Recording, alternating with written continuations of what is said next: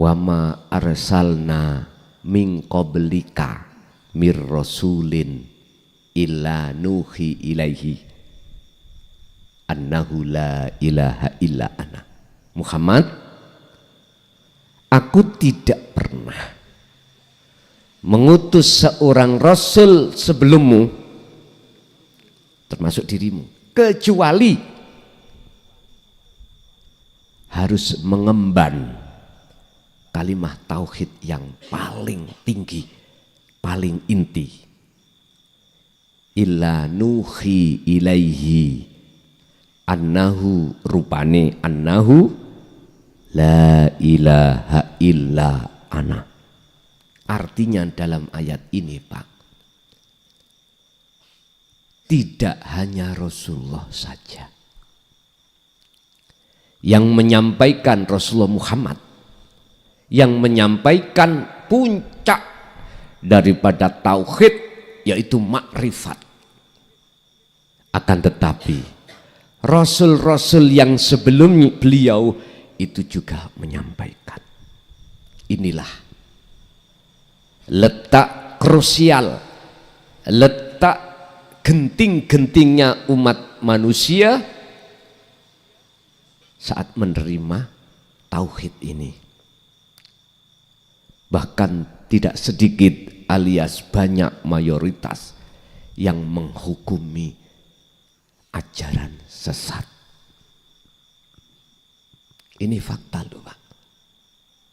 Dan ini juga saya alami selama 24 tahun ini saya sampaikan. Assalamualaikum warahmatullahi wabarakatuh. Saudara-saudaraku yang dirahmati Allah Subhanahu wa ta'ala, semoga tayangan ini bisa membawa manfaat dan menambah keimanan kita di sisi Allah Subhanahu wa ta'ala. Selamat menyaksikan. Puji syukur alhamdulillah kami panjatkan ingersot dalam Allah Subhanahu wa ta'ala,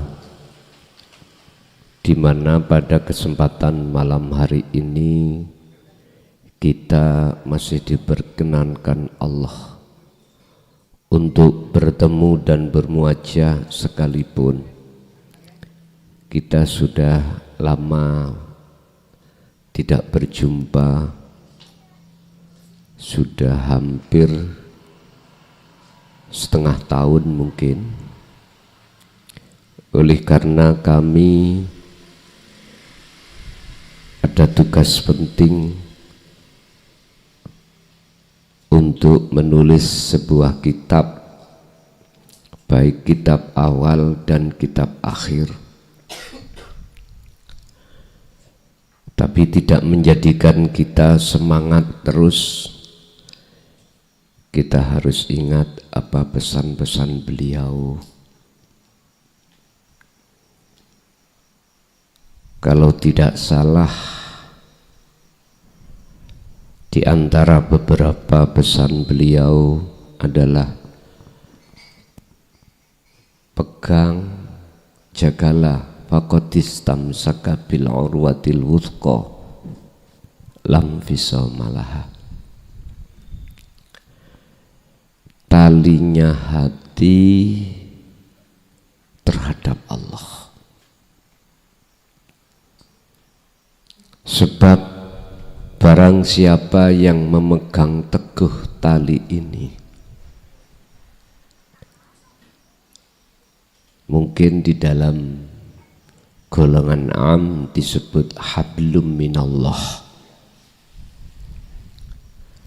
Habl, tali menyambung antara ruhaniyah seseorang yang langsung terhadap Allah. Dan inilah yang Allah maksud di dalam surah Al-Maidah ayat 35. Wabtaghu, dan raihlah kamu sekalian ilaihi, untuk mendekat dan bertemu Allah, meraih apa? Al-wasilata, ing dalan terhadap jalan atau tali yang menghubungkan hatimu langsung kepada Allah.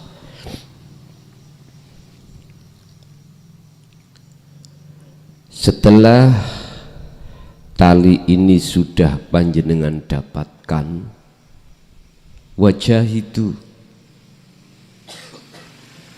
dan berjalanlah kamu fisabilihi, di atas jalan Allah. Bapak Ibu, jalan yang dimaksud, wasilah yang dimaksud, tali yang dimaksud di sini adalah wahuwa az-zikru, itulah zikir.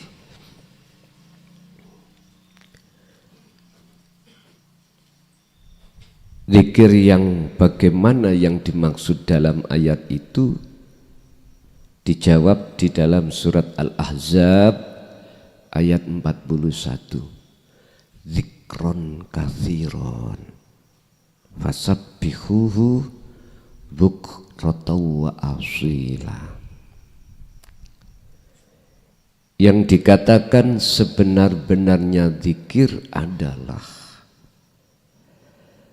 ketika hati panjenengan mencapai kesadaran penuh bahwasanya selain Allah itu tidak wujud, selain Allah tidak punya kehendak, tidak punya daya upaya apapun, kekuatan apapun. Inilah yang dimaksud Sidratul Muntaha. Oleh sebab itu Bapak Ibu, dalam kesempatan malam hari ini kami akan membahas Nur Ma'rifat. Sesuai dengan surat An-Nur ayat 35, Allah katakan nurun ngala nurin yahdillahu linurihi mayyasha. Nur Ma'rifat ini akan hanya Allah berikan terhadap hanya hamba yang dikehendaki. Siapa di antara kita sebagai manusia yang menjadi golongan hamba yang dikehendaki? Jawabannya itu ada di surah Ali Imran ayat 31. Alladzina, orang-orang, kata Rasul, ittabi'u, yang selalu mengikuti terhadapku, ilayya maring ingsun. Ayatnya, kul in kuntum tuhibbunallaha fattabi'uni yuhibbukumullah. Jikalau kau betul-betul mempunyai keinginan untuk menjalin kasih sayang, cinta kepada Allah, yo fattabi'uni, ikuti jalanku. Ini Rasulullah yang mengatakan atas dasar diperintah Allah untuk mengatakan. Makanya ini dawuh Allah di dalam Al-Quran surat Ali Imran ayat 31. beliau mengatakan, fattabi'uni, ikuti aku. Jenengan derek ngikuti fatwa-fatwa.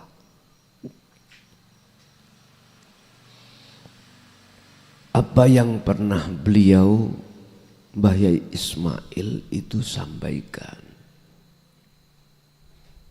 itu sama dengan jenengan yang mengikuti Rasulullah. Dan di tengah-tengah ajaran yang beliau sampaikan ini, jarang Bapak Ibu orang yang mau menyampaikan. Jarang.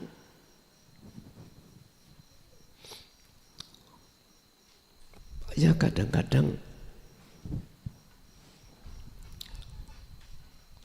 kami itu rindu. Kapan ya umat Islam yang tergabung di dalam maqam am itu mau bisa menerima ajaran yang khusus tentang ruhaniyah, ajaran yang khusus mendidik ibadah yang bersifatkan ruhaniyah, yang Allah sampaikan di dalam surat Al-Baqarah 238. Hafidhu ala sholawah was sholatil wusta. Kebanyakan umat manusia itu hanya membangun tentang masalah ibadah secara jasmania saja. Itulah yang Allah katakan hafidhu ala sholawah. Jagalah sholat 5 waktu. Ini kan yang dilakukan secara jasmani atau bukan. Siapapun kita tidak akan pernah bisa melaksanakan sholat yang sesuai dengan Al-Quran selama kita tidak wassolatil wusta, selama kita belum kenal, belum belajar, belum mengamalkan sholat secara hakikat, yaitu sholat yang dilakukan secara ruhaniyah. Padahal Allah perintahkan itu dengan bentuk ayat waqumu lillahi qanitin ay khashiin. Waqumu itu kata perintah. Kalau saya terhadap baginda Rasul dan para pengikutnya, saya enggak ragu sedikit pun kalau beliau itu tidak hanya melaksanakan ibadah secara jasmania saja, akan tetapi beliau menjaga secara ruhaniyah.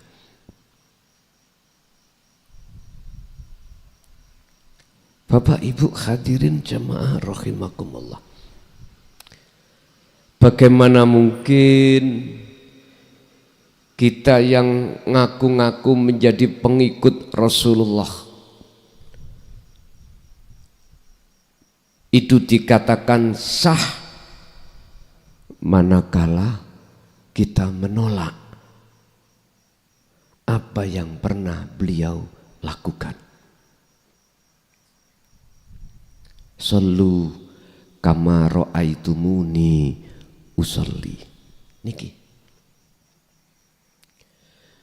Bagaimana mungkin kita akan bisa melakukan sholat sesuai dengan apa yang beliau lakukan sementara kita menolak ajaran beliau di jalur ruhaniyah? Bagaimana mungkin nur makrifat Allah nyalakan di dalam satu hamba, lawang hamba itu menolak ajaran ini. Betul mungkin. Berarti hamba yang Allah kehendaki adalah hamba yang betul-betul mengikuti apa yang pernah Rasulullah lakukan.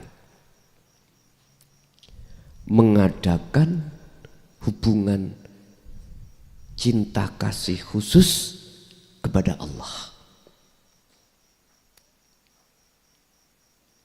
Tandanya orang-orang yang betul-betul menjalin cinta khusus pada Allah adalah yastami'unal qawla fayattabi'una ahsanahu. Az-Zumar 18. Itulah mereka yang tidak hanya mendengarkan beriman ajaran Rasulullah di jalur tauhid ini, tetapi beliau-beliau fayattabi'una ahsanahu.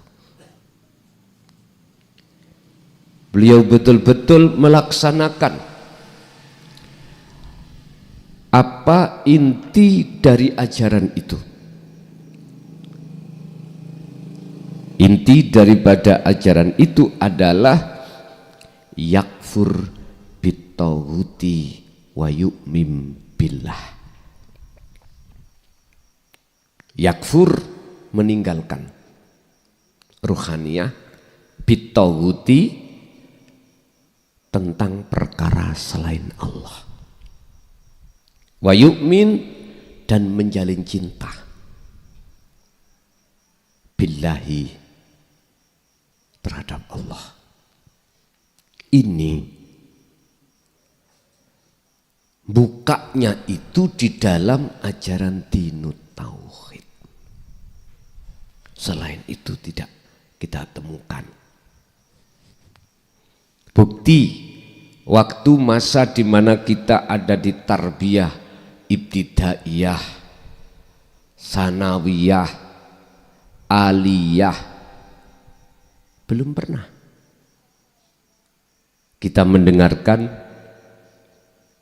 ajaran tersebut. Dan itu sudah memang merupakan satu proses pembekalan diri kita dalam rangka untuk menerima dinut tauhid. Memang seperti itu. Bapak Ibu, cuman kebanyakan umat manusia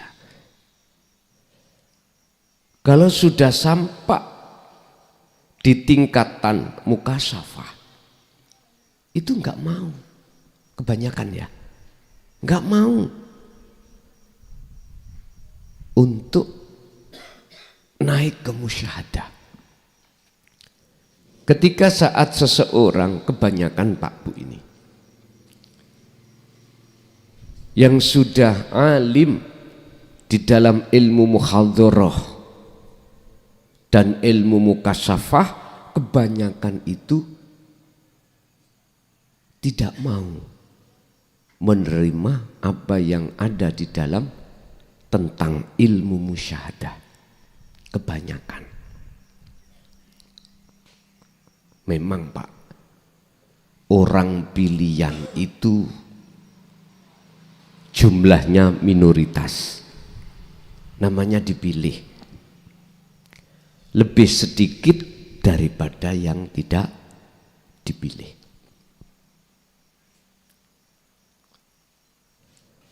Mana yang Allah jadikan sebagai kekasihnya, itulah golongan-golongan yang hatinya sudah melepas cintanya terhadap selain Allah yang awalnya itu ada di dalam hati kita. Kalau panjenengan sedoyo, panjenengan semua hati mau untuk melepas cinta selain Allah, maka yuhibbukumullah, Ini jawaban di dalam surah Ali Imran tadi. Yuhibbukumullah, maka Allah menjadikan sampean-sampean, panjenengan-panjenengan semua sebagai kekasihnya. Wajib hukumnya sebelum kita dijadikan Allah sebagai kekasihnya, jenengan melepas apa yang awalnya kita cintai selain Allah itu.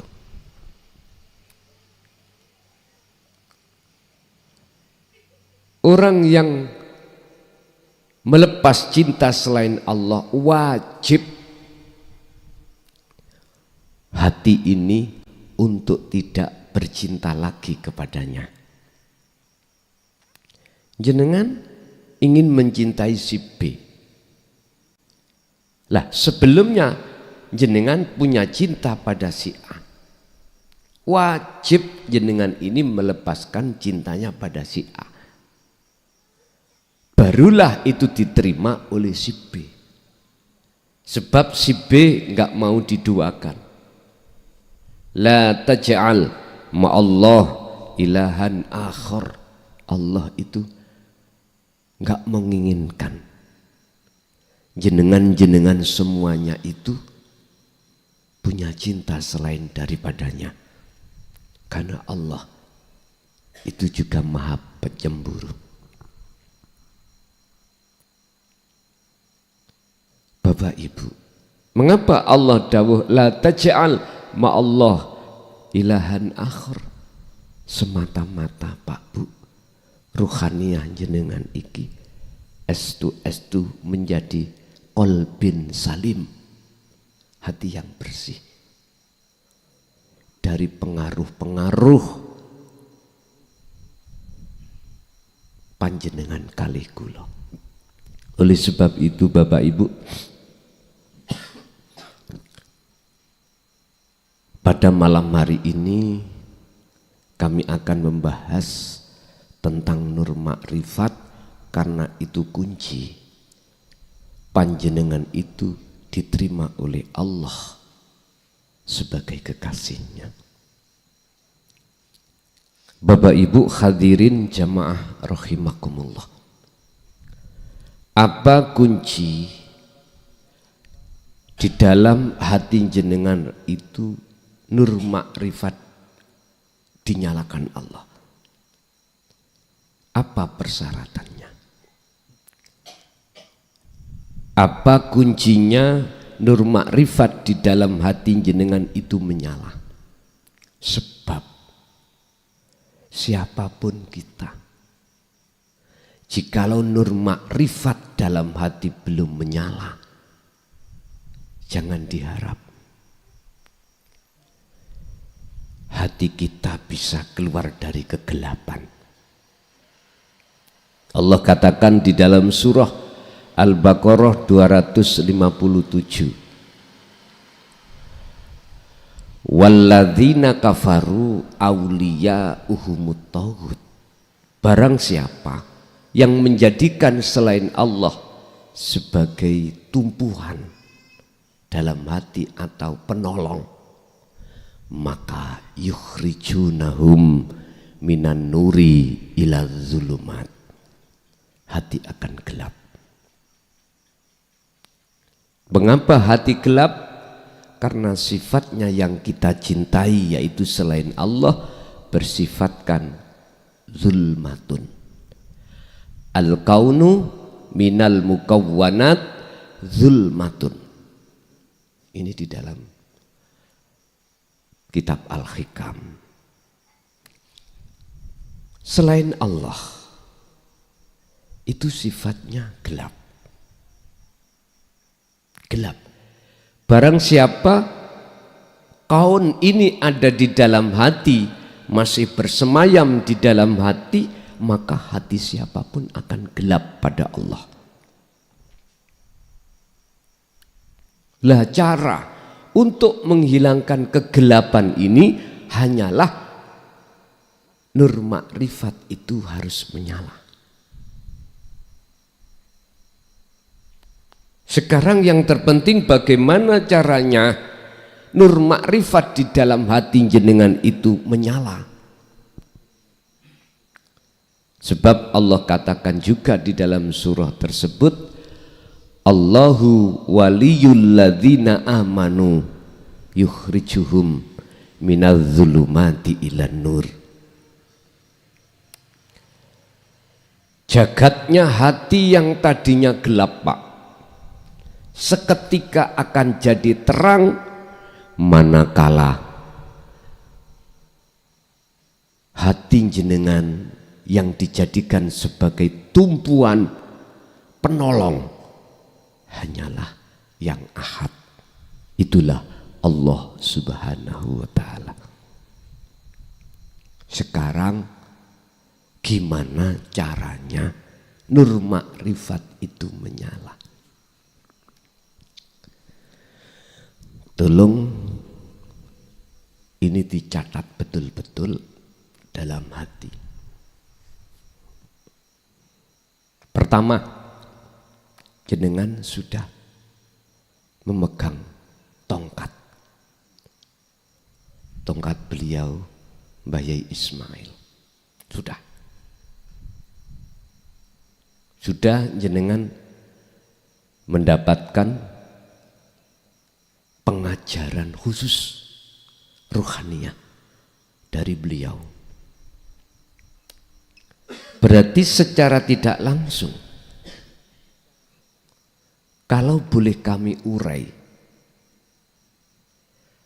ajaran Rasulullah itu diteruskan oleh tabi'ina sholihin. Mohon maaf, saya tidak berbicara tentang hadis al-ulama'u warasatul anbiya, enggak. Saya hanya bicara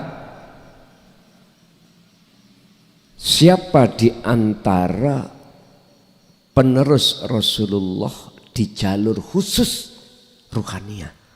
Saya jawab, itulah tabi'in as-sholihin.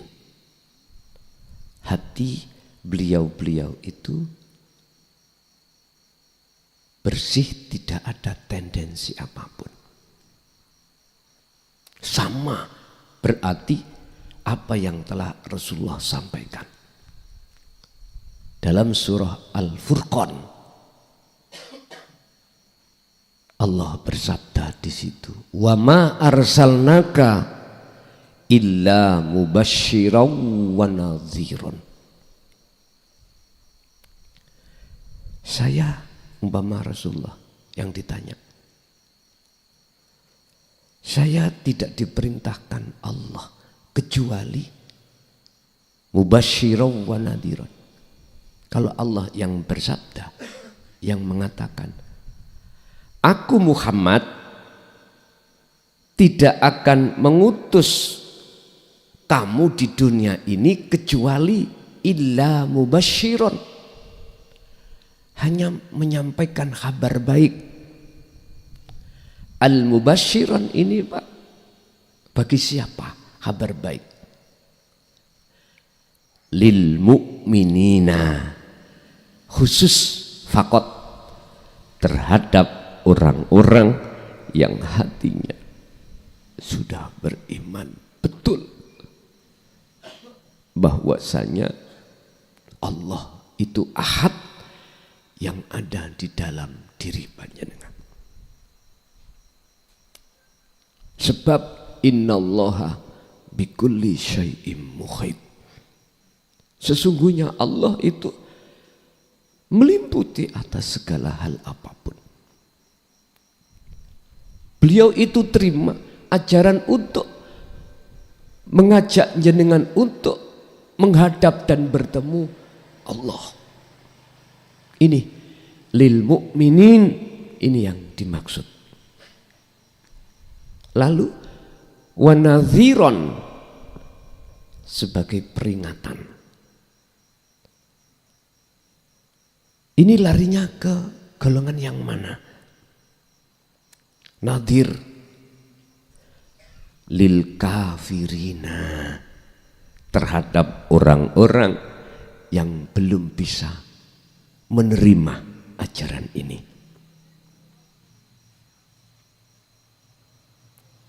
Jadi lil kafirin itu saya artikan orang-orang yang menolak ajaran Rasulullah di jalur tauhid. Niki.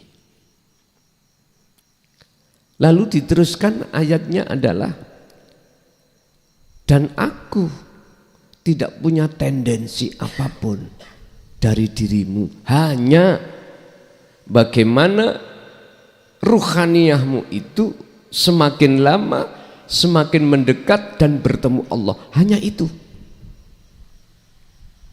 Gak ada maksud tujuan lain. Ini Rasulullah.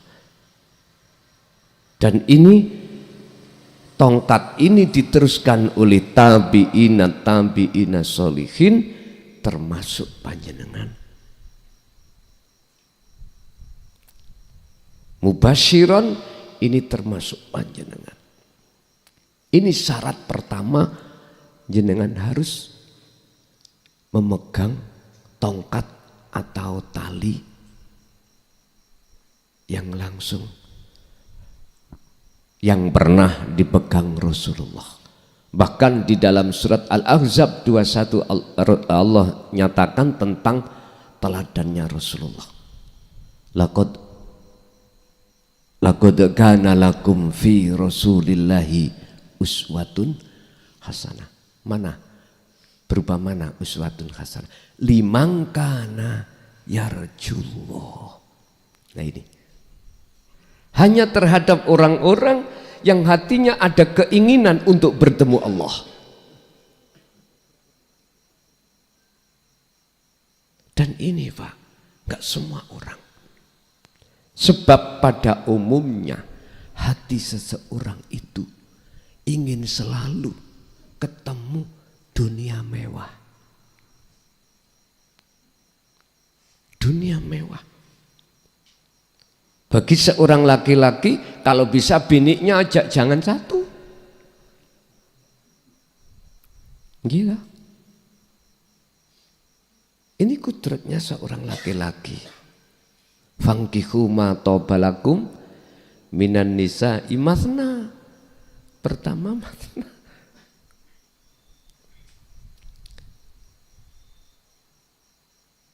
Itu enggak penting.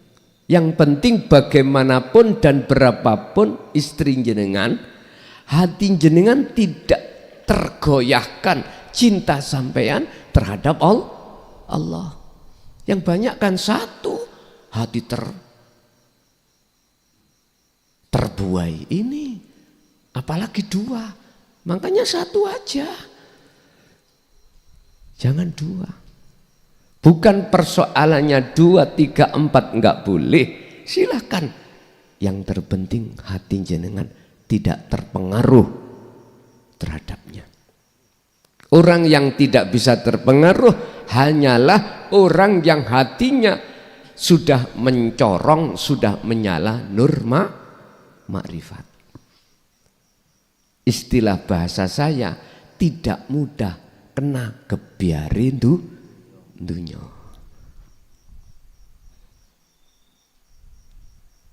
Mewah, dunianya berbentuk anak. Mewah, dunianya berbentuk sandang, pangan, papan, jabatan, kedudukan, kehormatan. Silakan. Tapi golongan yang paling banyak orang-orang adalah hati ini sukanya itu bersukaria, bersenang ketemu dunia yang mewah. Ini merata Pak. Apa sebab? Karena dia tidak mau terima ajaran Rasulullah. Kalau tidak mau, bagaimana dikatakan sebagai mengikuti Rasulullah? Enggak. Apa maksudnya liman kana yarjullaha? Terusnya ayat wal yaumal akhirah.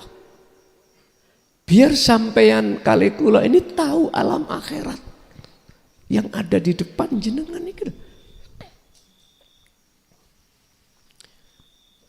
Syekh Ibnu Athaillah di dalam Hikam salah satu pasal menyebutkan, barang siapa yang hatinya melihat alam akhirat, maka saat itu juga alam dunia itu redup.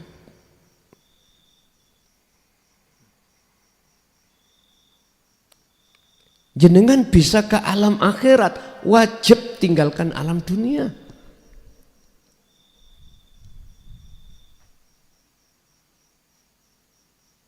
Terus bagaimana caranya itu jenengan bisa ke alam akhirat dan meninggalkan alam dunia? Wajahidu fi sabilihi niki.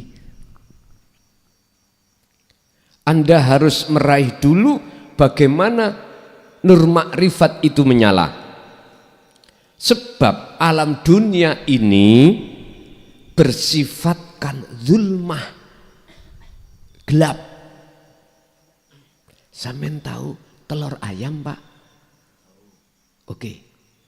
Telur ayam itu alamnya kan terbatas. Terbatas.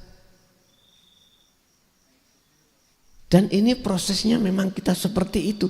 Kita di alam dunia ini seperti ayam di dalam telur. Persis. Terbatas.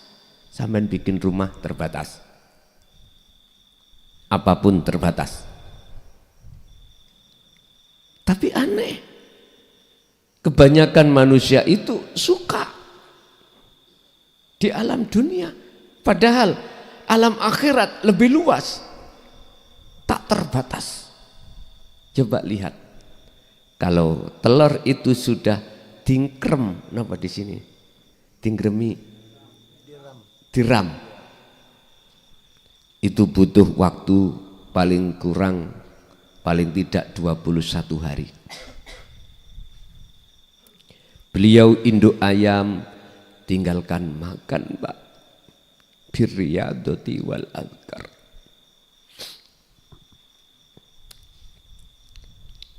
Saya kalau teringat itu, Pak, para masyayikh kita itu selalu riyadhah wal adhkar, dengan maksud supaya kita sebagai pengikutnya itu menetas, betul-betul menjadi ayam yang terlahirkan, bukan menjadi telur yang apa namanya enggak jadi, itu bungker, gerem, baunya kan luar biasa, Pak, itu ya, menyengat. Beliau taruhkan secara jasmani, induk ayam itu enggak mau untuk makan. Bahkan ketika saat didekati orang lain, bagaimana, Pak? Mengkorok nggih, mau nyerang. Dia kalau keluar dari tarangan apa namanya? Petarangan, terus ketemu ayam jago, dan ayam jago itu ingin apa namanya itu? Numpak ini loh, nyake, dia lari, ya dah, sampai naik ke atas genteng, dikejar, enggak mau. Artinya apa? Syahwatul farji, beliau riyadhah, enggak mau mendekat. Syahwatul dunia, enggak mau mendekat. Demi telurnya biar betul-betul menjadi ayam. Beliau itu riyadhahnya luar biasa. Wal adhkar, hatinya penuh dengan berzikir munajat pada Allah. Hanya satu, mengharapkan anak-anaknya itu, pengikut-pengikutnya menjadi kekasih Allah. Itu aja kadang-kadang ada 1-2 yang bungker, Pak, nggih. Kadang-kadang telur nih loh.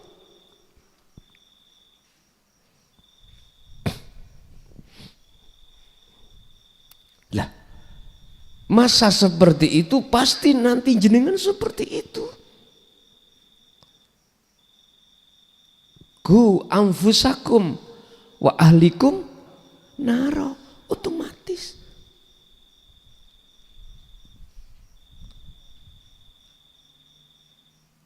Otomatis niku. Jenengan pasti mikir bagaimana istriku, bagaimana anakku, bagaimana cucuku dan seterusnya, bagaimana santri-santriku, pengikutku. Jenengan mesti mikir. Gak mungkin mikiri diri sendiri, gak mungkin. Sehingga induk ayam itu ditaruhkanlah Pak. Jasmaniahnya itu tidak makan. Tidak mau campur dengan ayam jago. Mohon maaf, sekali dia keluar dari tarangan, kalau buang kotoran baunya gimana Pak? Bayuh. Dia kembali lagi. Sampai telur-telur itu menetas. Tidak cukup sampai di situ Pak. Lewat kasih sayang beliau, induk ayam itu ditaruhkan nyawa manakala ada yang ingin mengganggu. Estu, betul ini. Kasih makan anaknya sampai dia kurus sendiri loh Pak. Makanya nggak pernah ada induk ayam waktu angkrem, ya, sampai dia itu mengasuh anaknya itu nggak ada ayam yang gemuk, nggak ada. Dia pentingkan anak-anaknya. Dia ala kadarnya. Ini kan ayat kauniyah toh Pak. Di samping ayat Qur'aniyah ada ayat kauniyah. Ayat yang langsung bersinggungan dengan alam makhluk. Kalau Qur'aniyah tertulis, kalau kauniyah adalah tercipta. Dan kedua ayat ini mengandung pengajaran tauhid, mengandung ayat tersirat. Bapak Ibu, syarat pertama kita sudah dapatkan. Syarat yang kedua, falyamal amalan sholihan.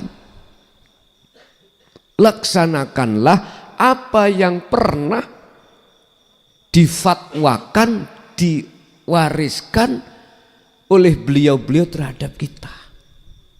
Aku yakin intinya di situ adalah yakfur bitaghut wa yu'min billah. Tentang masalah yakfur bitaghut wa yu'min billah, tinggalkan hati ini selain daripada Allah. Itu Allah juga sampaikan di dalam surah Al-Baqarah 256, wa mangkana wa may yakfur bitaghut, dan barang siapa yang meninggalkan tauhid selain Allah di dalam hatinya, maka wa yu'min billah. Ini pasti akan bertemu Allah. Cara iman itu pasti akan menjadi iman yang ihsan. Iman yang ketika saat panjenengan dimanapun beraktivitas apapun, anta budallaha ka'annaka taroh. Anda masuk golongan orang-orang yang seakan-akan bisa melihat wujudnya Allah. Inilah golongan orang makrifat. Berarti fal ya'mal amalan sholihan itu wajib jenengan laksanakan. Yang kumaksud amalan sholihan ini khusus ruhaniyah. Mana ibadah ruhaniyah jenengan kali kula? Allah katakan wama umiru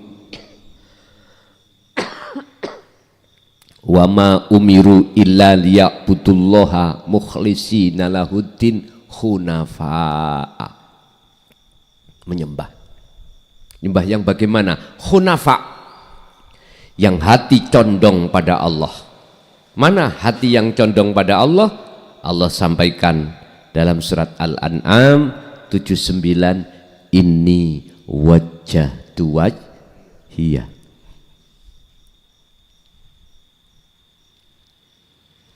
Mengarahkan wajah ruh jenengan terhadap wajah Allah. Mana yang dimaksud wajah roh? Su'aul Basirah di dalam Dzikir Sirul Asrar. Apa? Imanul haq, rasa. Rasa gak pernah bohong. Yang bohong itu lesan. Rasa minum kopi pasti rasa kopi. Rasa minum kelapa muda nggak mungkin tertukar. Rasa nggak pernah bohong. Iman yang nggak pernah bohong adalah iman yang sudah diihsan. Inilah kelompok kekasih Allah di makom makrifat. Berarti untuk melaksanakan ini wajah tu wajiyah, itu di seluruh tindakan aktivitas baik ibadah mahdoh dan ghairu mahdoh, murni dan tidak murni. Kalau rasa itu wajah ruh, terus wajah Allah mana? Sering kita membaca ayat-ayat Allah tentang hal itu Pak, tapi kebanyakan kita nggak paham kalau itu wajah Allah.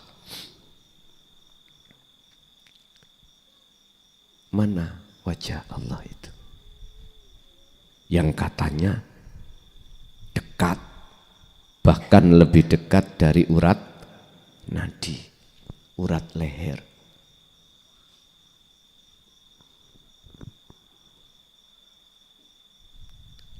Alladzi subhanalladzi asra bi 'abdihi lailan. Dat yang maha suci yaitu hidup,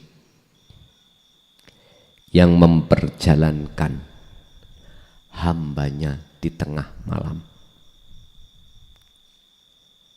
Dialah dat yang maha suci hidup, bukan sifat loh, tapi mausuf. Yang dalam ayat lain Allah katakan laisa kamislihi syai'un. Itu yang menggerakkan, memperjalankan hambanya dalam hal apapun. Artinya dikatakan ini wajah tu wajiyah ketika saat terjadi apapun tanpa kecuali, hati jenengan ini sudah benar-benar menyatakan bahwasanya yang beraf'al yusyahiduna annal fa'ila wallahu ta'ala, aku Allah.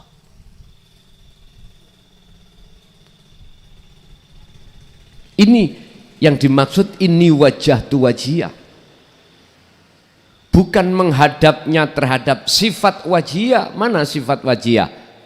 Lilladzi fataras samawati wal ardo, dialah yang menciptakan, yang menguasai jagat langit dan jagat bumi. Bukan sifatnya.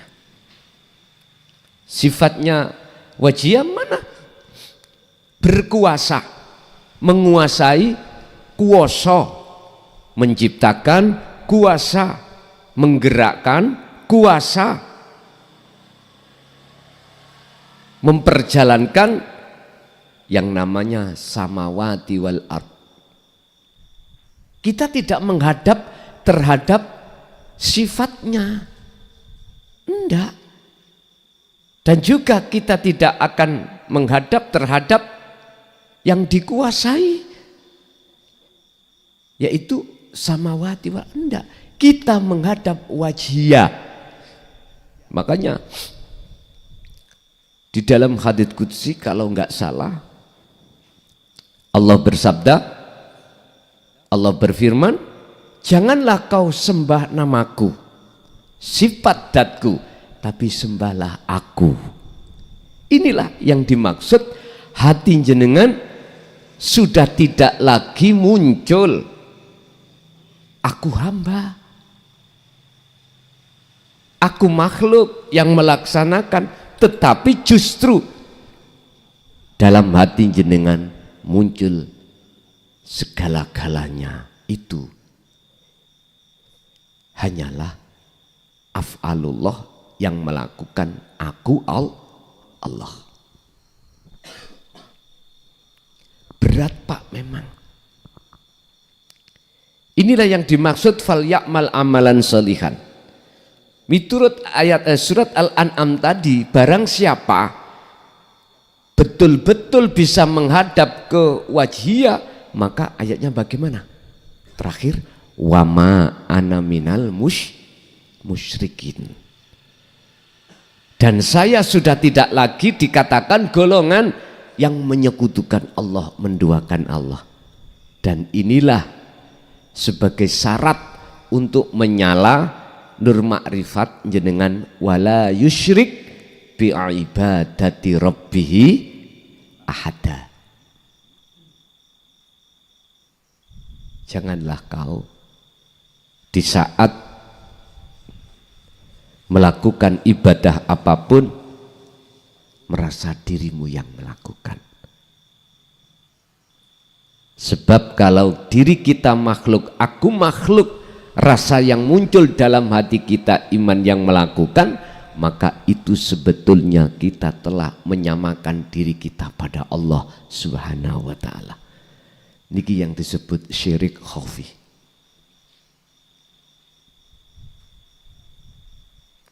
Jikalau ini sudah jenengan lakukan dengan terus menerus, maka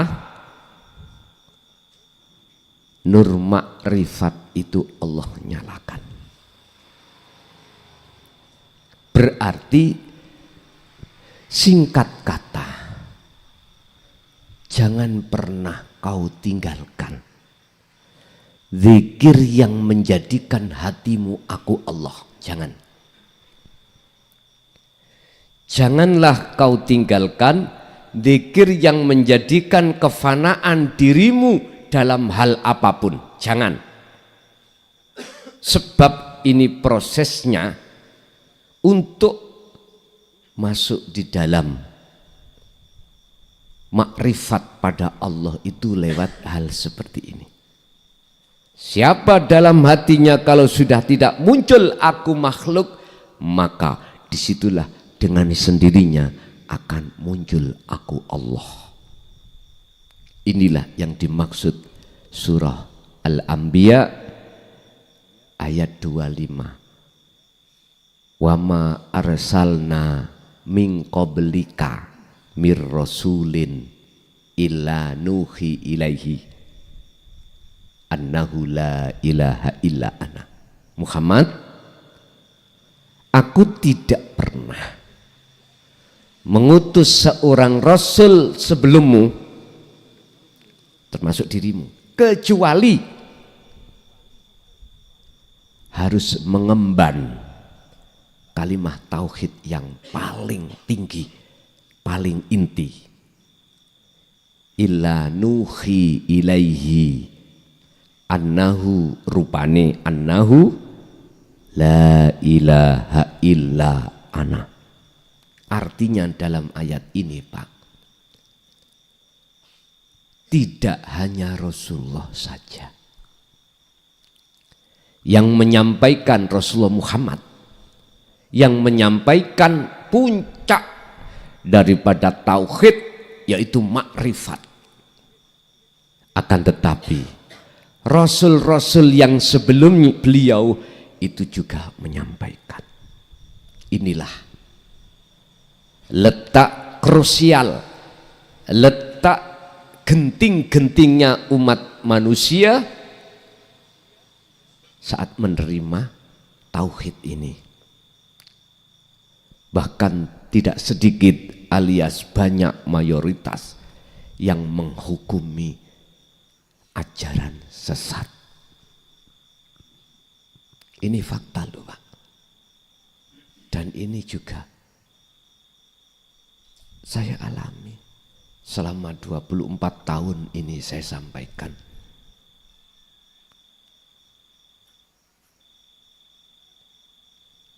Jenengan jangan gentar. Jangan berkecil hati walaupun dampak resikonya seperti ini. Ingat, seberat apapun hal ini kita bawa, mohon maaf, Rasulullah tidak pernah melepas. Walau karihal musyrikun, walaupun beliau dicaci oleh seluruh umat, tetap ini beliau sampaikan. Huwaladzi arsala rasulahu bil huda wa dinil haq, ay dinut tauhid, liyudhirahu ala dini kullih walau karihal musyrikun, walau karihal kafirun.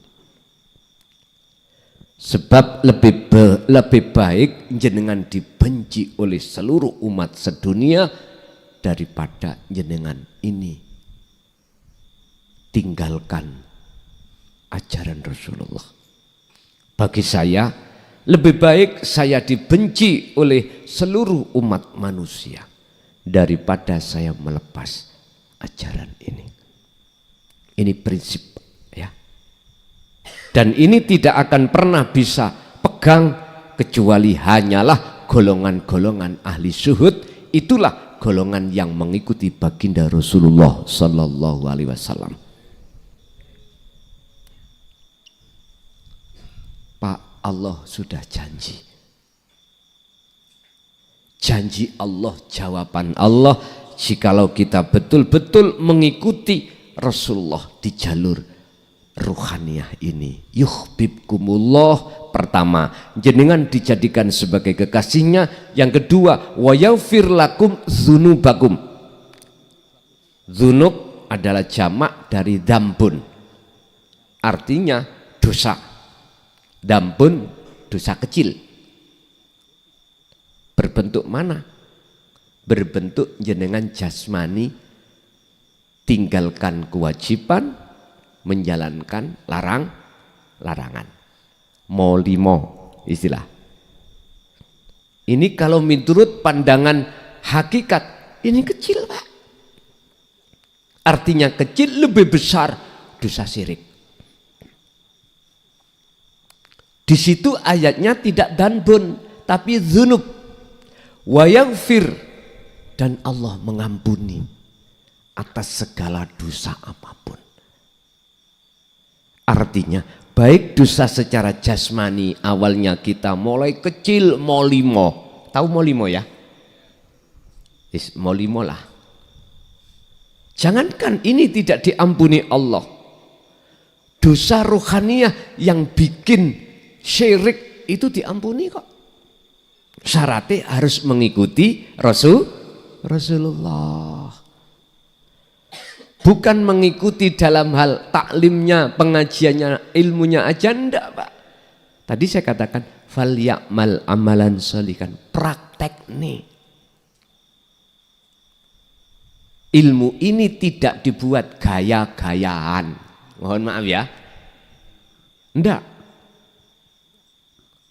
Kalau kita buat gaya-gayaan, sudah ada cerita. Salah satu di antara hamba Allah yang paling alim, ibadahnya paling baik daripada seluruh malaikat. Dialah Ajazil. Tapi ketika saat Allah bersabda, wa idh qala lil malaikati inni ja'ilum fil ardi khalifah, menentang. Ketika saat Allah mau menciptakan manusia di atas bumi yang akan dijadikan sebagai khalifah, ini belum terjadi loh Pak. Cuman Allah beri kabar gitu loh kepada para malaikat. Satu di antara malaikat yang dia sebagai penasehat para malaikat banyak yang menentang. Tapi penentangannya beliau tidak menjadikan tidak terciptanya seorang makhluk yang disebut manusia, yaitu kakek kita Nabiullah Adam alaihissalam. Tidak. Padahal argumentasinya Al-Jazil luar biasa, Pak. Ya Allah, tidak cukupkah kami dengan seluruh malaikat setiap saat dan waktu bertasbih mensucikan atas namamu, bertahmid memujamu. Yang kedua, apakah nanti tidak akan menjadikan tumpah darah permusuhan keturunan-keturunan Nabi Adam ini nanti? Ini argumentasinya Al-Jazil. Allah sederhana jawabnya. Inni a'lamu ma la ta'lamun. Lebih mengerti mana antara aku dengan kamu. Langsung diem, Pak. Diem. Seiring berjalannya itu, maka Allah dawuh, wa idh qala, ketika saat Allah menciptakan makhluk yang namanya manusia. Allah dawuh kembali kepada malaikat. Wa idh qala lil malaikatis judu li adama fasajadu illa iblis. Ketika Allah dawuh, hai malaikat, kuperintahkan terhadap kamu sekalian untuk bersujud. Li Adam, terhadap Adam. Artinya bukan kau sujud patuh menyembah kepada makhluk Adam ini, enggak. Kau jalankan perintahku, hormatilah karyaku. Dengar deh. Patuhlah perintahku. Apa perintah Allah? Wa ma umiru illa liya'budullaha. Bukan perkara kita sholat itu menyembah batu, Pak. Mohon maaf loh nggih. Saya katakan batu karena tahun 2005 kami itu dijalankan Allah ke Mekah, saya pegang, Pak. Selama ini kan nggak pernah tahu saya. Hanya katanya. Saya buktikan, saya pegang, Pak. Atos.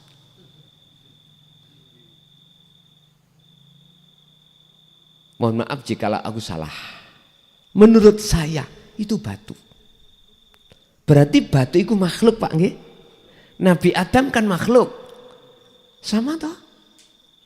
Bukan perkaranya kita sholat itu menyembah batu yang kita sebut sebagai Ka'bah, kiblat. Bukan. Perintah Allah mana menyembah itu? Tergantung. Kita masuk di dalam surat Al-An'am 79. Ini wajahtu wajiyah, atau ini wajahtu terhadap namanya atau sifatnya atau datnya, yaitu ma fis samawati wal ard. Tergantung. Dalam ayat itu ada dua kategori. Kategori pertama, barang siapa yang mendudukkan wajah ruh terhadap wajiyah, maka wama ana minal musyrikin. Tidak tergolong orang yang menyekutukan Allah.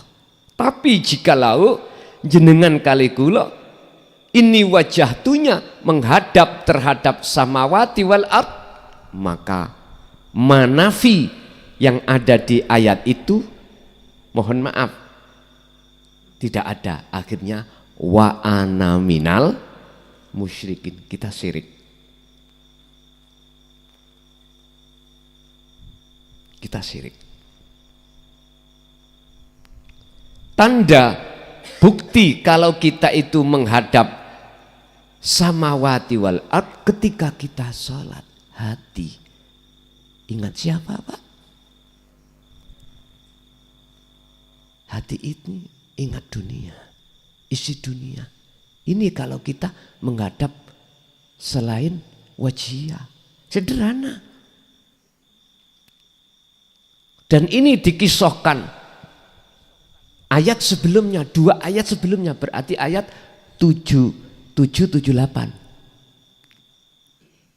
Ketika saat beliau Nabi Ibrahim mencari kebenaran yang sebenar-benarnya, mana sih Allah itu? Beliau dihadapkan rembulan, Pak, terlebih dulu. Hadza Rabbi. Beliau sempat mengatakan, oh ini Tuhan, ini Allah. Tapi berhubung di situ Allah memilih beliau sebagai kekasihnya, pasti beliau selamatkan. Artinya tidak berlarut-larut hatinya itu beriman pada selain Allah, yaitu rembulan. Dengan bentuk ketika saat rembulan itu sudah tidak ada, berarti waktu siang ya. Ketika saat tulu usamsi, munculnya matahari, hilang semuanya. Bintang hilang, bulan hilang, nggak ada. Beliau katakan, oh bukan, sebab yang namanya Allah Al-Haq, Al-Ahad itu kekal. Nyatanya bulan ini hilang. Seiring hilangnya rembulan disusul matahari. Oh ini hadza Rabbi Al-Haq. Ini Tuhan yang hak, lebih besar, lebih terang, udah segala-galanya pada saat itu. Kalau betul-betul itu calon kekasih Allah dan dijadikan kekasih Allah, pasti siapapun hati jenengan akan Allah selamatkan dengan bentuk tanda pertama, yastami'unal qaula, hati jenengan bisa menerima ajaran Rasulullah sallallahu alaihi wasallam. Ini yaitu jalur dinut tauhid. Sekarang tinggal kita kembalikan pada kita. Siapa di antara kita yang menolak? Siapa di antara kita yang menerima? Sebab dalam ayat lain Allah sampaikan ketika Rasulullah menyampaikan hal ini, ada 2 kelompok. Man hadallah, sebagai orang yang dikatakan mau menerima hidayah, orang ini beriman kepada apa yang disampaikan Rasulullah. Yang kedua, ada golongan yang kedua, wa minhum man haqqat, orang-orang yang bersikukuh di dalam ajaran sebelumnya. Apa? Yaitu ajaran yang menggoreng, ajaran yang mengarahkan hati jenengan, yastahibbunal hayatad dunya, bercinta pada selain Allah.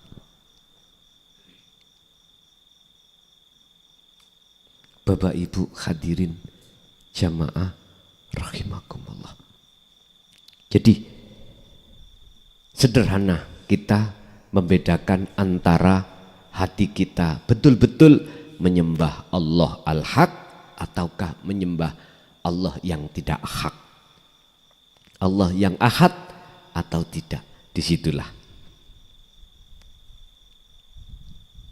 ketika saat tongkat itu jenengan bawa, jenengan laksanakan dzikirnya terus menerus, maka dipastikan nur makrifat itu pasti menyala.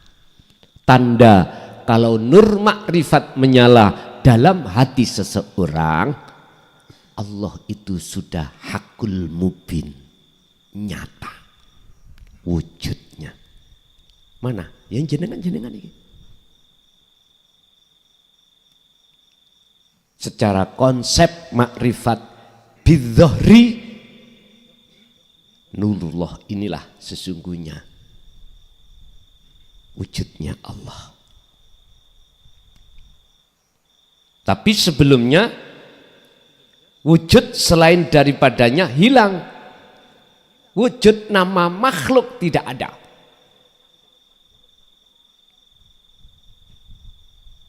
Mana?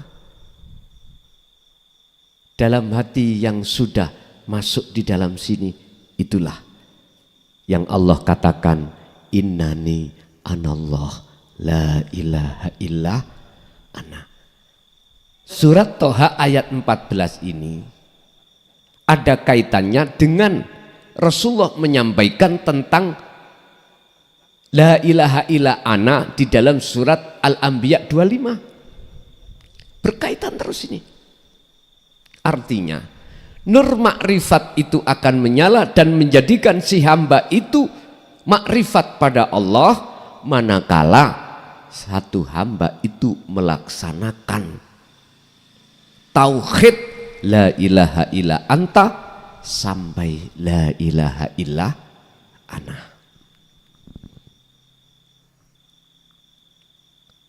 Tanda kalau nur makrifat itu sudah menyala, tidak mudah jenengan khawatir, gelisah, dan atau tidak mudah hati Anda itu ngaku-ngaku kalau makhluk yang punya daya upaya kekuatan untuk melakukan apapun. Tidak. Tanda-tanda nur makrifat itu akan sudah menyala, manakala yang kedua justru di dalam hati jenengan ini akan menyatakan bahwasanya aku Allah lah yang sebagai sang yang wujud. Hanya aku Allah lah yang menjadikan semua apapun yang berperan. Dan itu ada di dalam hati jenengan. Kalau sudah begitu, maka otomatis minadz-dzulumati ilan nur. Al-kaun makhluk minal mukawwanat, dari beberapa makhluk yang tidak bisa kami sebutkan, saat itu juga sudah keluar dari jagatnya hati jenengan. Inilah yang Allah maksud, la taj'al ma'allahi ilahan akhara. Jangan ada lagi dalam hatimu selain Allah. Secara jasmani silahkan mewah duniawiyah, monggo. Tapi secara rohani jenengan harus mewah, hanya Allah saja. Dan ini Allah katakan dalam surah Al-Qasas ayat 77. Wabtaghi fima ataqallah darul akhirah wala tansa nasibaka minad dunya. Raihlah negeri akhirat itu. Raihlah, pandanglah alam akhirat itu dengan cara pupuk, bangun terus hubungan ruhaniyahmu langsung pada Allah. Terus itu. Setelah itu wala tansa nasibaka minad dunya, urusan bagianmu dunia jangan kau tinggalkan. Ini Pak, boleh secara jasmani jenengan mewah segala hal apapun. Artinya boleh jenengan kaya harta, kaya bini, gitu, kaya anak, kaya apapun. Tapi satu, hatimu hanya bercinta pada Allah yang ada di bini, anak, harta benda. Ahadiyahkanlah biar sampean bisa ke ahadnya. Jikalau jenengan satu kok nggak bisa menaruh cintamu terhadap Allah, jangan cari lagi. Ngoten maksud saya. Jangan. Kalau bini jenengan betul-betul sudah duduk di tauhid, Pak. Manemanen, tahu manemanen nggih? Apa maneman itu maneman? Yang saya akan Jangan kau campakkan gara-gara rondo kempling. Nyun sewu Bu ya. Jangan. Jangan cari lagi kalau jenengan ini masih belajar untuk ketemu hidup di dalam seorang bini. Kalau bini jenengan sudah bertauhid, itu laksana mutiara, jangan kau lepas. Ya, kalau bisa cari lagi yang sama-sama bini yang mutiara, kan nggak salah. Punya mutiara 2 kan nggak masalah. 3 apalagi, 4 Rasulullah sampai berapa? Nggak apa. Tapi jangan kau kayak alasan saja, padahal sebetulnya karena nafsu. Lah niki yang tidak diperbolehkan. Kalau betul-betul itu perintah Allah, Pak, nggak ada tendensi, nggak ada. Bapak Ibu hadirin jamaah rahimahullah. Maaf kok belakrak dari gitu tuh. Kembali kepada materi yang sesungguhnya.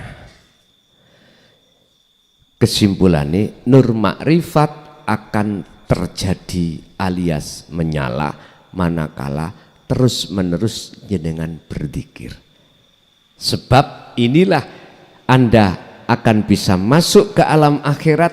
Terusnya ayat Al-Ahzab teladan Rasul tadi, wa dzakarallaha katsiran. Perbanyak terus zikirmu. Zikir itu kalau maksud di sini ayat kesadaran. Kesadaran dalam diri panjenengan bahwasanya kita makhluk tidak wujud, bukan kita yang melaksanakan. Sebab apa mungkin sesuatu yang tidak ada, tidak wujud itu bisa melaksanakan sesuatu? Nggak bisa. Sebab hanya yang wujud sendirilah yang bisa melakukan sesuatu. Mohon maaf Pak, monggo kita proses. Kita makhluk kan asalnya tidak ada. Adanya sebab diadakan oleh yang berarti status ada bukan semata-mata pada diri kita. Oleh karena kita merasa ada wujud, itulah persoalannya mengapa kita enggak dol-dol, mengapa kita tidak wusul-wusul, mengapa kita tidak makrifat pada Allah, itu persoalannya. Beliau Syekh Ibnu Athaillah mengatakan dalam satu makolahnya, jikalau betul-betul nur makrifat itu Allah nyalakan dan kau makrifat pada Allah, idfin wujudaka fi ardil humuli, tenggelamkan, kuburlah kewujudan kita, kewujudan iro manusia di mana? Fi ardil humuli, ing dalam bumi humul, bumi kefanaan. Berarti fanakanlah dalam hati kita yang tadinya yakin, merasa kalau kita wujud. Tenggelamkan. Caranya berzikir.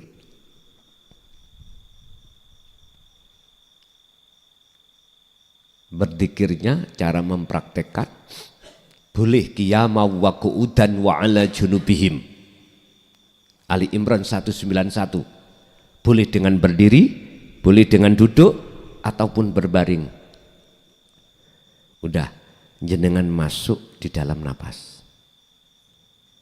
Rasakanlah di dalam diri jenengan wujudnya Allah Al-Haq sebagai sang yang berperan mengeluarkan nafas dan masuk. Yakinkanlah segala hal apapun, ini proses pertama. Apa yang ada pada diri panjenengan, gerak apapun, apakah penglihatan, pendengaran, ucapan, nafas, apapun, hati Anda harus masuk di dalam wukuf kolbi, latifah kolbi, dengan cara yakinkanlah dalam dadamu, rasakanlah di dalam hatimu bahwasanya semua apa yang terjadi pada diri jenengan. Karena hidup Allah Al-Haq itulah yang menggerakkan. Pertama ngoten. Tapi nanti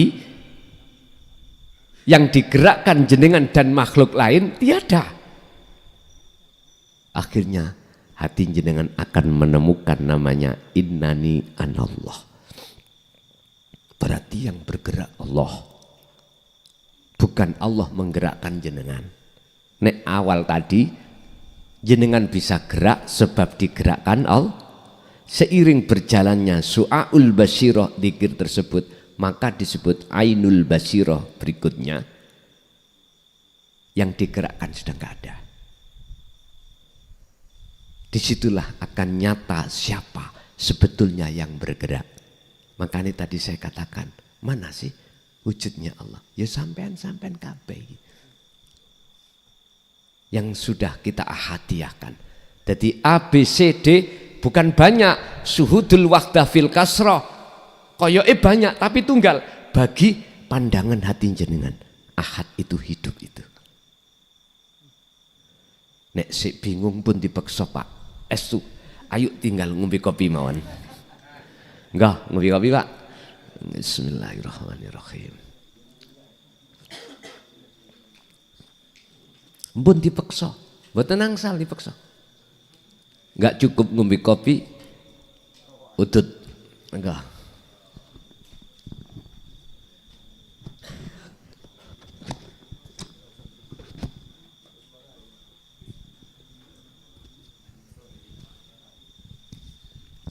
Pelajaran kita tadi ekstrim loh Pak ya. Ekstrim. Tapi bukan ekstrim bagi jenengan. Ekstrim bagi kelompok am. Bagi jenengan kabar baik. Mubasyiron. Hitung-hitung kita itu dulu dibeseni Mbak Ismail.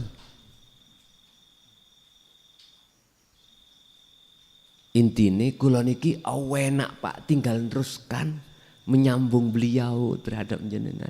Mboten soro. Sing soro itu beliau. Gitu? Estu. Makanya jangan saya jenengan anggap orang lain. Anggaplah saya sebagai saudara yang melebihi saudara kandung jenengan. Sebaliknya saya juga begitu Pak. Enggak ada jarak antara saya dengan panjenengan. Jenengan besok seperti itu juga. Jangan mengambil sikap ada jarak dengan pengikut jenengan. Estu jangan. Nanti biar murid-murid jenengan sesuk niku besok itu tidak salah menempatkan pujaan iman dan seterusnya. Biar cukup pujaan imannya itu hanya Allah Subhanahu wa ta'ala.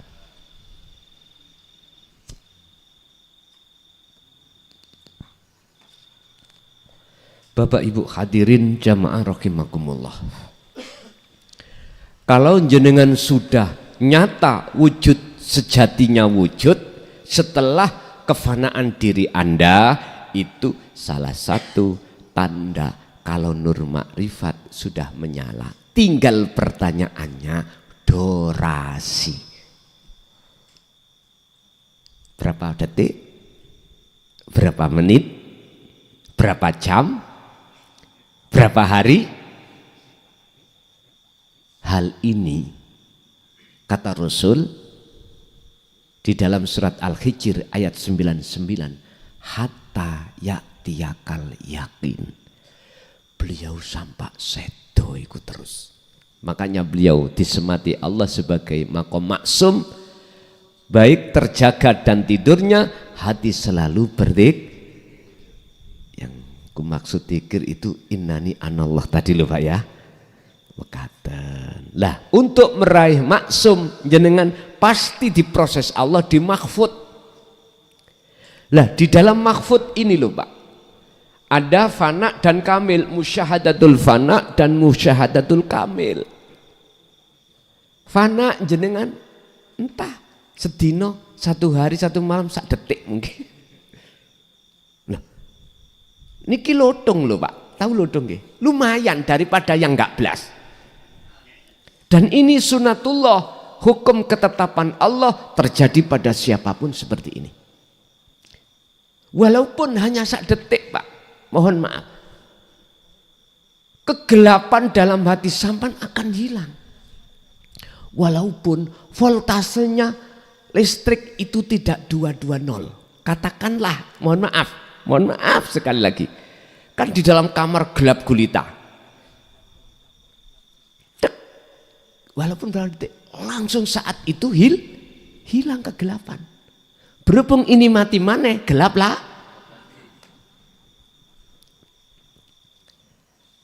Habis gelap terbitlah terang. Habis terang terbitlah pun jenengan diproses Allah teng mriki ridho. Jangan mengeluh. Apa maksud dan tujuan Allah memproses di musyahadatul fana atau di makom mahfud? Supaya jenengan kali kula betul-betul tauhidnya tambah kuat, ihsannya ben tambah kuat. Ihsan ini akan tambah kuat manakala jenengan iki dzikron katsiron, terus menerus memegang tali itu walaupun sekali tempo lepas. Istilah bahasa orang belajar sepeda, jatuh, jangan takut dengan jatuh. Walaupun sakit kita jatuh, jangan takut dengan jatuh. Kalau kau takut dengan jatuh, kau tidak akan mau pegang sepeda itu lagi. Kalau tidak mau pegang sepeda itu lagi, sampai kapanpun Anda tidak akan pernah bisa naik sepeda. Ingatlah prinsip mengatakan manjada wajada. Walaupun sakit kok itu sampai pegang terus, sampai tumpai lagi terus, jatuh tumpai terus, aku yakin lihe nanti Anda. Ini hukum alam miturut ayat kauniyah seperti ini. Sama kemakrifatan sampean ini cuman 1 detik atau 1 menit.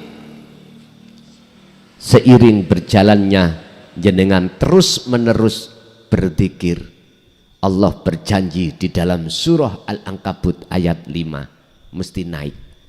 Ingat, derajat yang paling luhur di mata Allah bukan jenengan orang kaya, bukan Anda seorang konglomerat, bukan Anda seorang pejabat, bukan Anda seorang terhormat, enggak. Tapi derajat yang paling luhur di mata Allah, inna akramakum indallahi itulah kemakrifatan. Ini Allah tuangkan kemakrifatan ini di dalam surat Yunus 6263. Ala inna awliya Allah, ya, la khaufun alaihim walahum yahzanun. Teruskan ayat berikutnya 63, yaitu siapa mereka? Alladzina amanu wa kanu yattaqun. Dah, makrifat. Bapak Ibu, jadi apapun alasannya dan resikonya, dampak yang ditimbulkan jenengan berjalan di atas jalan Allah, tetap jangan pernah takut dengan resiko. Inilah sebagai modal saya Pak. Mulai tahun 9 Gansal saya mendirikan pondok namanya Miftahul Ulum Jaya Baru itu. Mulai tahun 9 Gansal. Pertama kali selama 5 tahun sampai 5 tahun.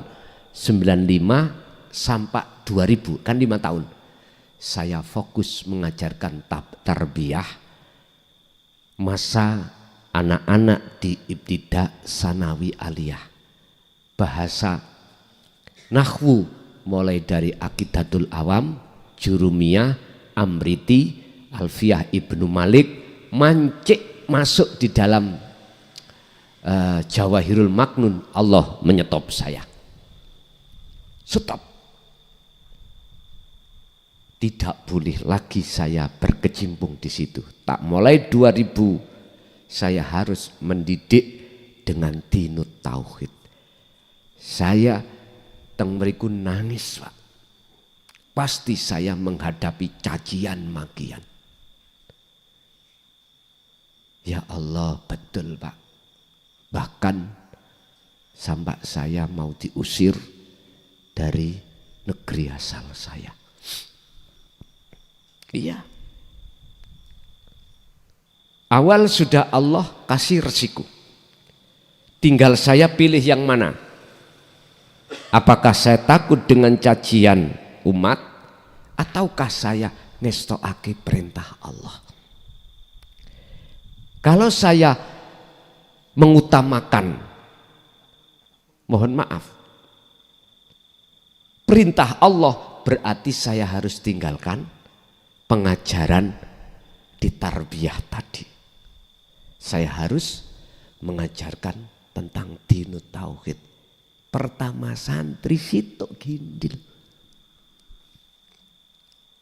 Sampai 25 kalau nggak salah. Selama 5 tahun diawali 2000 sampai 2005 itu bil isyarati. Bahasa apa yang saya munculkan hanya memakai isyarah. Saya tanya 5 tahun pada santri, paham mah godek. Saya dalam hati berkata, Pak, dulu saya juga begitu. Akhirnya saya memberanikan diri untuk melaporkan situasi seperti ini. Ini bahasa syariat ya, pada Allah. Bukan saya berarti saya nggak terima itu, enggak. Ya Allah, izinkanlah kami untuk menyampaikan, pertama tidak pakai isyarah, kedua di tengah umum. Akhirnya disitulah Pak ceritanya saya disuruh untuk haji itu di situ. Sana kamu ke Mekah dulu. Nanti kami penggal lehermu. Masya Allah Pak. Berarti resiko toh itu. Loh betul. Sepulang saya dari haji, terlepas 40 hari, mohon maaf, mulai leher ini dipotong Allah sudah. Ditidurkan hampir 1 tahun. Tidak tahu mana bini saya, tidak tahu mana anak saya, bahkan orang lain, diri saya nggak tahu. Tidur loh Pak, orang tidur kan nggak tahu dirinya toh. Tapi terlepas hampir 1 tahun, saya diceritai oleh masyarakat termasuk bini, kalau saya itu telanjang. Loh, kaget loh Pak saya. Kalau saya masuk ke masjid, terus orang-orang sholat Jumatan itu, saya marah-marahi. Kalau pribadi saya, aku nggak tahu. Orang tidur ya. Katanya sih begitu. Terus ada orkes panggung gitu Pak ya, kan ada biduannya cantik-cantik ya. Itu saya suka naik. Ya telanjang katanya. Ya buyar. Katanya saya nggak tahu. Kalau saya sadar, ya nggak mungkin lah Pak. Akhirnya setelah itu barulah saya punya julukan di tengah masyarakat, min jinnah, klason iku gendeng. Kui nek nganut ajarane klason berarti kui melok gendeng. Udah.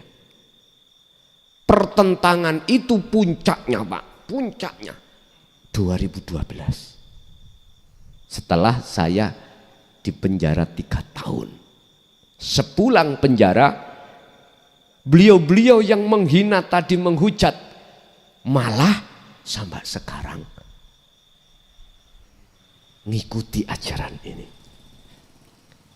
Artinya Pak, itu Allah hadapkan, jikalau kau dibenci oleh orang lain gegara ajaran yang dianggap sesat, jangan kau benci, karena mereka oleh nggak suka belum paham sehingga salah Contoh fatwa yang pernah disampaikan oleh Syekh Siti Jenar Al-Halat mengatakan, la fi jubbati illallah, di dalam bajuku ini tidak ada siapa-siapa kecuali Allah.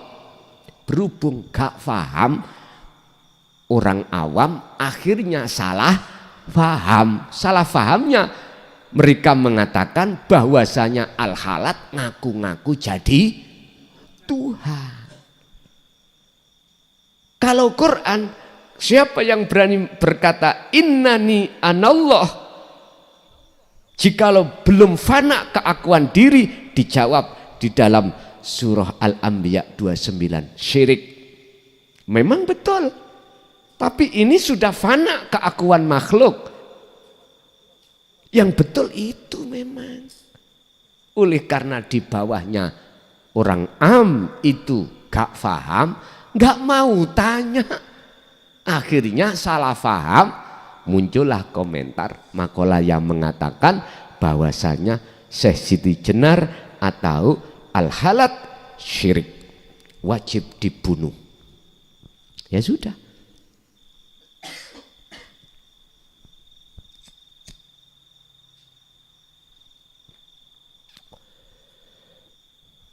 Bab masalah memfanakan diri wajib.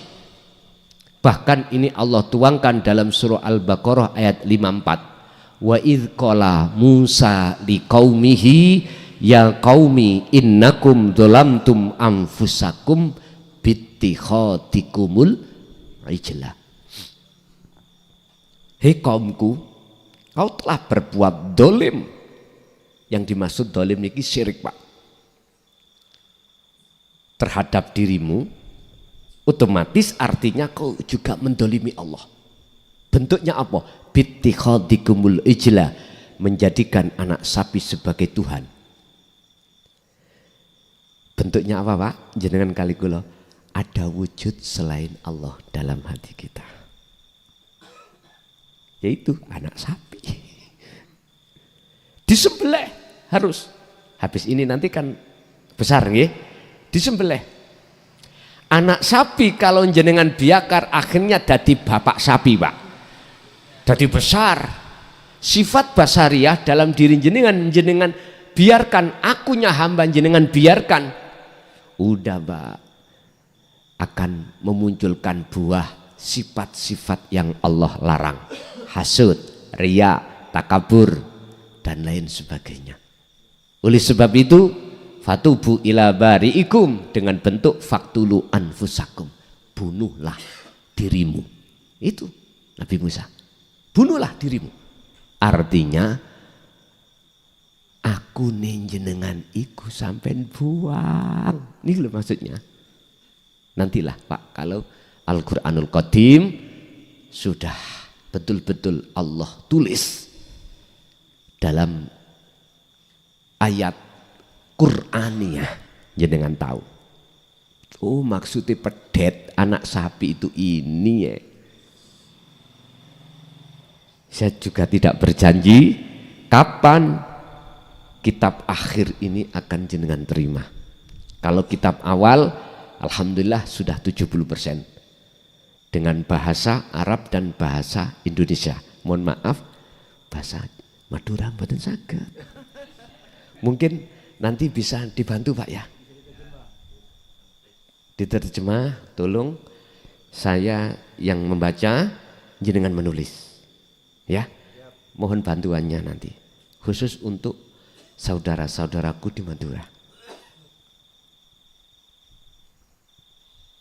Saya bacakan secara konteks tulisannya Indonesia, jenengan langsung sarah dengan bahasa Madura. Syukur nanti aku juga ikut belajar, gitu tuh ya. Dengan tahapan bahasa Madura yang keberapa? Katanya untuk tahapan ini ada yang halus, ada yang terserah jenengan. Sing penting saudara Madura, saudaraku Madura bisa membaca. Mboten napa-napa. Mboten napa-napa. Nggih.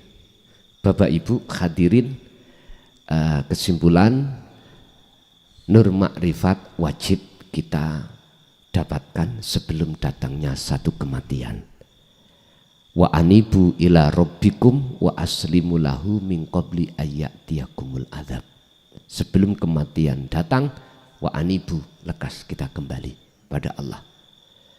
Dengan cara aku makhluk fana, muncul aku Allah. Itulah yang dimaksud inna lillahi wa inna ilaihi rajiun. Mutu qoblal maut, matilah dulu kau sebelum datangnya kematian. Jikalau ini sudah terjadi, fayaqulunal ladzina qalu udkhuluha bisalamin aminin. Yang namanya anak ayam tadinya ada di telur, itu sudah keluar ke dunia ini bebas, Pak. Lari ke sana, lari ke sini. Inilah yang kumaksud jenengan roh sudah keluar dari alam dunia menuju alam akhirat. Hal ini bisa dilaksanakan walaupun secara syariat jenengan belum meninggal. Ya. Saya ulang, alam akhirat itu bisa jenengan masuki walaupun secara syariat Anda belum meninggal. Mestinya ini harus dilakukan dulu sebelum datangnya hukum syariat yang disebut kullu nafsin dha'iqatul maut. Jadi sampean mboten pangkling. Akhirnya malaikat mengatakan, sayaqulunal ladzina qalu, apa yang dikatakan? Udkhuluha bisalamin aminin. Masuklah dalam rahmat Allah yang sudah Allah siapkan dengan keadaan aminin, aman santausa. Begitulah mungkin sedikit apa yang bisa kami sampaikan terkait nur makrifat. Kita masuk pada sesi tanya jawab.